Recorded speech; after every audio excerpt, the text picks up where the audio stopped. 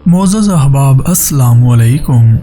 ये वाक़या अप्रैल सन 1920 का है, जब फ्रांस और बरतानिया ने एक सुबह इटली के एक छोटे से कस्बे में एक कॉन्फ्रेंस का आगाज़ किया। कॉन्फ्रेंस का एजेंडा मशरिक़ वस्ता में सल्तनत उस्मानिया की तक़सीम को हतमी शक्ल देना था। ठीक 101 साल पहले 19 से 26 अप्रैल तक जारी रहने वाली इस सान रेमो कॉन्फ्रेंस में ये फैसला किया गया कि लेबनान और शाम फ्रांस के मातहत होंगे और इराक और फ़लस्तीन पर बरतानिया का तसल्लुत होगा। दुनिया की दो बड़ी नौआबादियाती ताकतों के मबैन इस तक़सीम पर 4 साल पहले ही एक खुफिया मीटिंग में इत्तफाक कर लिया गया था और रूस ने भी इस पर रजामंदी ज़ाहिर कर दी थी। साइक्स-पिकोट के नाम से मरूफ इस माहदे में फ्रांस की जानब से फ्रांसिस और जॉर्जेस पिकोट और बरतानिया के सर मार्क साइक्स ने शिरकत की थी। न सिर्फ मशरिक़ वस्ता के मौजूदा नक्शे बल्कि इससे पैदा होने वाले बहुत सारे मसाइल जो आज तक जारी हैं, उनकी बुनियाद इसी मौसम में रखी गई थी। मशरिक़ वस्ता के अमूर के माहर और यूनिवर्सिटी ऑफ सर्जी पोंटोइज में पॉलिटिकल साइंस के प्रोफेसर ज़ां पॉल कहते हैं कि सान रेमो में जो कुछ हुआ उसके नताइज बहुत ही ड्रामाई थे। सालों तक फ्रांस और बरतानिया फैसले करते रहे, जिसके नतीजे में ऐसे ममालिक वजूद में आए जो खुद को मुल्क नहीं कह सकते थे क्योंकि वो खुद मुख्तार नहीं थे। इसमें कोई शक नहीं कि जो मसला आज हम फ़लस्तीन, लेबनान, इराक और शाम में देख रहे हैं वो सन 1920 की दहाई और बाद के सालों के वाक़या से वाबस्ता हैं। सन 2016 में जब साइक्स-पिकोट माहदे को 100 साल मुकम्मल हुए तो मीडिया में इसके ताल्लुक से काफ़ी दिलचस्पी नजर आई, लेकिन सान रेमो कॉन्फ्रेंस के 100 साल यूं ही गुजर गए, गोया किसी को कोई फ़र्क ही नहीं पड़ा। शायद इसकी वजह यह भी थी कि साइक्स-पिकोट माहदे को राज में रखा गया था और जब इसकी मालूमात आम की गई तो इसे एक तारीखी वाक़या के तौर पर देखा गया।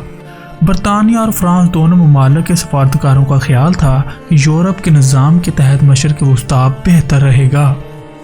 अरब दुनिया इस बात से बरसों तक बेखबर रही कि बरतानिया और फ्रांस के मबैन होने वाले माहदे में इन वादों को दफन कर दिया गया जो अंग्रेज़ों ने उनसे किए थे।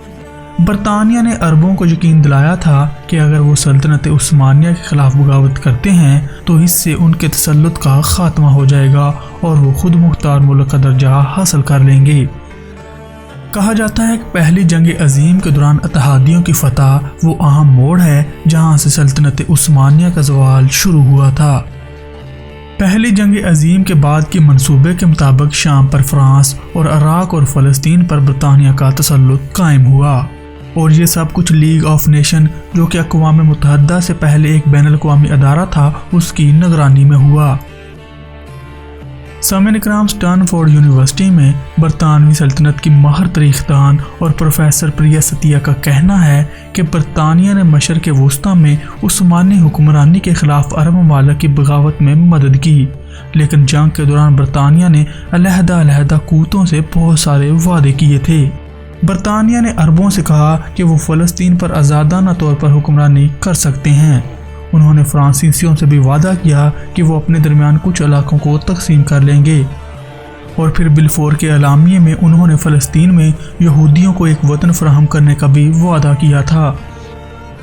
लेकिन सान रेमो कॉन्फ्रेंस में उस वक्त के बरतानवी वज़ीर-ए-आज़म डेविड लॉयड जॉर्ज, फ्रांसीसी हुकूमत के सरबराह अलेक्जेंडर मिलरैंड और उस वक्त के इतालवी वज़ीर-ए-आज़म फ्रांसिस्को निटिटी और जापानी सफ़ीर कशिरो मात्सुई ने इस बात पर इत्तफ़ाक़ किया कि मशरिक़ वस्ता का इलाका मुकम्मल आज़ादी के हसूल के लिए तैयार नहीं है। प्रोफेसर ज़ां पॉल का कहना है कि फ्रांस और बरतानिया ने पहले ही मशरिक़ वस्ता की तक़सीम कर दी थी। सान रेमो में होने वाली बातचीत उन इलाकों में इंतज़ामिया के हकूक़ के फ़ैसले पर मरकूज़ थी। फ़लस्तीन और बिलफोर एलामिया के बारे में एक तवील बहस हुई जो कई घंटे जारी रही। बिलफोर एलामिया पर 2 नवंबर सन 1917 को पहली आलमी जंग के दौरान ही दस्तखत कर दिए गए थे। इसमें बरतानिया ने फ़लस्तीन में यहूदियों को घर देने का वादा किया था। बरतानिया और फ्रांस ने लिवांट के इलाके को मजहब की बुनियाद पर तकसीम करने का मंसूबा भी बना लिया था। लिवांट का इलाका शाम, उर्दन, इसराइल, लेबनान, फ़लस्तीन और तुर्की के बेशतर हिस्सों पर मुश्तमिल है। लेबनान को ईसाइयों और ड्रोज़ अफराद की पनाहगाह के तौर पर देखा गया। فلسطین کا انتخاب یہودی برادری کے لیے کیا گیا تھا، جبکہ لبنان اور شام سے متصل وادی بقا کو شیعہ مسلمانوں کا علاقہ قرار دیا گیا تھا، جبکہ شام سنی مسلمانوں کے لیے مختص کیا گیا تھا۔ جب دنیا کے اس علاقے کے نقشے کو دیکھا جاتا ہے تو اس بات کی بہت حد تک تصدیق ہو جاتی ہے۔ بہت سارے ماہرین اس بات سے متفق ہیں کہ مشرق وسطیٰ کے ممالک کی سرحدوں کو اس خطے کی معلومات کے بغیر پینسل اور سکیل کی مدد سے نقشے پر کھینچا گیا تھا۔ فرانس اور برطانیہ نے اس خطے میں آباد لوگوں کی نسل، برادری اور زبان کے اختلافات کو یکسر نظر انداز کر دیا تھا۔ سان ریمو کانفرنس میں کچھ چیزوں پر اختلافات تھے۔ فرانس اور برطانیہ کے مابین بہت سے معاملات پر مکمل اتفاق رائے نہیں تھا۔ پروفیسر یان پال کا کہنا ہے کہ فرانس نے بھی بلفور اعلامیہ کی حمایت کی تھی، لیکن وہ فلسطینی عوام کے سیاسی حقوق کی ضمانت بھی دینا چاہتے تھے اور دونوں ممالک میں بین اس معاملے پر سخت بحث بھی ہوئی۔ اس سے پہلے یہ خدشہ ظاہر کیا جا رہا تھا کہ امریکیوں کے زیر قبضہ علاقے میں برطانوی مینڈیٹ نافذ ہوگا یا نہیں، لیکن مہینوں تک جاری رہنے والے سفارتی مذاکرات کے بعد برطانیہ فرانس کو اس علاقے کی تنظیم نو میں شامل کرنے پر راضی ہو گیا تھا۔ فرانس میں عرب دنیا کی تاریخ کے پروفیسر ہنری لارنس کا کہنا ہے کہ فرانس کو اپنے منصوبے میں شامل کرنے پر برطانیہ اس لیے راضی ہو گیا کیونکہ وہ سمجھ گیا تھا کہ پورے مشرق وسطیٰ کو کنٹرول کرنے کے لیے اس کے پاس اتنے وسائل ہی نہیں ہیں۔ امریکہ اس مذاکرات سے وارسا کے معاہدے کی سینٹ سے منظوری کے بعد ہی پیچھے ہٹ گیا۔ وارسا معاہدہ پہلی جنگ عظیم کے بعد ہوا تھا۔ سان ریمو کانفرنس میں آرمینیا اور کردوں کے لیے علیحدہ ریاست کے معاملے پر بھی تبادلہ خیال کیا گیا تھا۔ امریکہ نے آرمینیا کے لیے مینڈیٹ جاری کرنے سے انکار کر دیا۔ کانفرنس میں سلطنت عثمانیہ کے کچھ علاقوں کی تقدیر پر بھی تبادلہ خیال کیا گیا تھا۔ 4 ماہ بعد اگست 1920 میں سویرس معاہدہ ہوا، جس میں عثمانی حکمرانوں نے ہارے جانے والے علاقوں پر برطانیہ اور فرانس کے تسلط کو قبول کر لیا۔ یہیں سے سلطنت عثمانیہ کے زوال اور ترکی کی قیام کی بنیاد پڑی اور 3 سال بعد ترکی معرض وجود میں آیا۔ سویرس معاہدے کو باقاعدہ طور پر سان ریمو کانفرنس میں ہی عملی جامہ پہنایا گیا تھا۔ ابتدا میں سائکس پیکوٹ معاہدے کے تحت یہ منصوبہ بنایا گیا تھا کہ مشرق وسطیٰ کو آزاد ممالک میں تقسیم کیا جائے گا اور عراق میں کنٹرول والے علاقوں کا فیصلہ کیا جائے گا، لیکن سن 1919 کے آغاز کے ساتھ ہی یہ منصوبہ ترک کر دیا گیا، جب یہ طے ہو گیا کہ صرف ایک کام کرنا باقی ہے اور وہ تھا ان کے زیر نگی علاقوں کی حدود کا تعین۔ سان ریمو کانفرنس میں 9 بادیاتی قوتوں نے اس کے لیے 3 رہنما اصولوں کو بنیاد بنایا۔ پہلے اصول کے تحت فلسطین کو بائبل سے منسلک کیا گیا۔ پروفیسر ہنری لارنس کا کہنا ہے کہ دوسرا اصول یہ بنایا گیا کہ فرانس اپنے زیر اقتدار علاقوں میں یہودی آباد کاری نہیں چاہتا۔ اسی وجہ سے لبنان اور شام کے درمیان ایک چھوٹا سا علاقہ گیلالی فرانسیسی زیر کنٹرول شام کی بجائے فلسطین میں قائم برطانوی راج میں شامل کیا گیا، کیونکہ وہاں یہودی آبادیاں پہلے سے ہی تھیں۔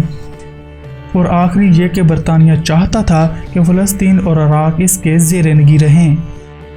پروفیسر ہنری لارنس کا کہنا ہے کہ اگر ہم نقشے پر نظر ڈالیں تو عراق سے اردن تک کا علاقہ ایک راہداری کی طرح محسوس ہوتا ہے اور شام کی سرحد سعودی عرب کے ساتھ نہیں ملتی۔ پروفیسر ہنری لارنس کا کہنا ہے کہ اگرچہ فرانس اور برطانیہ نے مشرق وسطیٰ کا نقشہ کھینچا تھا، لیکن زمین پر موجود بعض افراد نے آہستہ آہستہ اقتدار کو اپنے ہاتھ میں لے لیا۔ وہ کہتے ہیں کہ یروشلم کے بعض افراد نے فلسطین اور بیروت کے سیاسی خاندانوں نے لبنان کو اپنے قبضہ میں لے لیا، اور جن لوگوں کا دمشق اور بغداد میں اثر و رسوخ تھا انہوں نے شام اور عراق کی کمان سنبھال لی۔ تاہم ایسا ہونے میں کئی دہائیاں لگ گئیں۔ اس میں زیادہ وقت نہیں لگا جب مشرق وسطیٰ کے ایک خطے سے دوسرے خطے میں جانے والے لوگوں کو غیر ملکی کے طور پر دیکھا جانے لگا۔ پروفیسر ہنری لارنس کا کہنا ہے کہ سن 1930 کی دہائی تک عراق میں پیدا ہونے والا ایک شامی ایک غیر ملکی شخص سمجھا جانے لگا۔ سن 1948 میں جب ایک فلسطینی مہاجر شام، لبنان یا اردن میں داخل ہوا تو اسے غیر ملکی کہا جانے لگا۔ اسی ہفتے سان ریمو میں ایک اور کانفرنس بھی ہو رہی تھی جس کے ایجنڈے میں مشرق وسطیٰ میں تیل کے وسائل کی تقسیم تھی۔ پہلی جنگ عظیم کے دوران ہی یہ واضح ہو گیا تھا کہ عظیم طاقتوں کے لیے توانائی کے اپنے وسائل رکھنا کتنا اہم ہے۔ ہنری لارنس نے اس حقیقت کی طرف توجہ مبذول کراتے ہوئے کہا کہ ایک بار جب علاقوں پر کس کا تسلط ہو گیا، اس بات کا تعین ہو گیا، اس کے بعد برطانیہ اور فرانس نے مشرق وسطیٰ کے بلیک گولڈ یعنی تیل کے لیے بات چیت کا آغاز کر دیا۔ اس بات پر اتفاق کیا گیا کہ فرانس کو ترکی کی پیٹرولیم کمپنی کا 1/4 حصہ ملے گا۔ بعد میں یہ کمپنی عراق پیٹرولیم کمپنی بن گئی۔ ہنری لارنس نے وضاحت کرتے ہوئے کہا کہ بعد میں تکنیکی وجوہات کی بنا پر فرانس کا حصہ کم کر دیا گیا، لیکن تیل کی کان کنی اور شیئرنگ پر اس کے دور اثرات مرتب ہوئے۔